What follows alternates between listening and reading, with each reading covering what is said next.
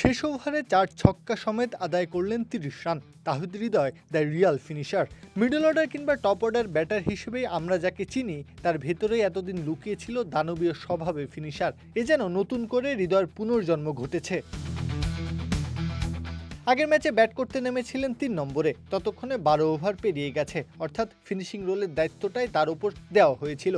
শেষ ওভারে 16 রান তুলে আস্থার প্রতিদানও দিতে ভোলেননি তিনি। সব মিলিয়ে রান করেছিলেন 21 বলে 35। কলম্বোর বিপক্ষে 3-এ নয়, একেবারে 6 নম্বরে নামলেন। ইনিংস শেষ হতে বাকি মাত্র 10টা বল। এই কটা বল দিয়ে কি হবে, কি করবেন হৃদয়? সবাই ধরেই নিয়েছিল কিছুই না। তবে হৃদয় যা করলেন তা অবিশ্বাস্য, অভূতপূর্ব।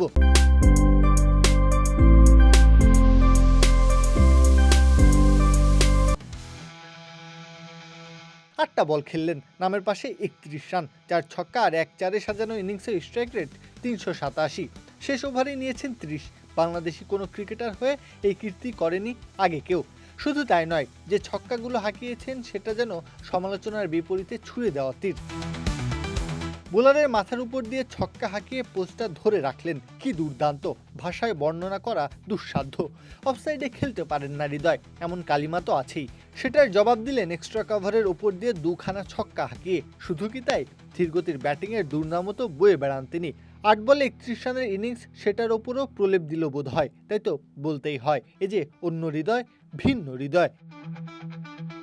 প্রত্যহ কাব্য, খেলা 71।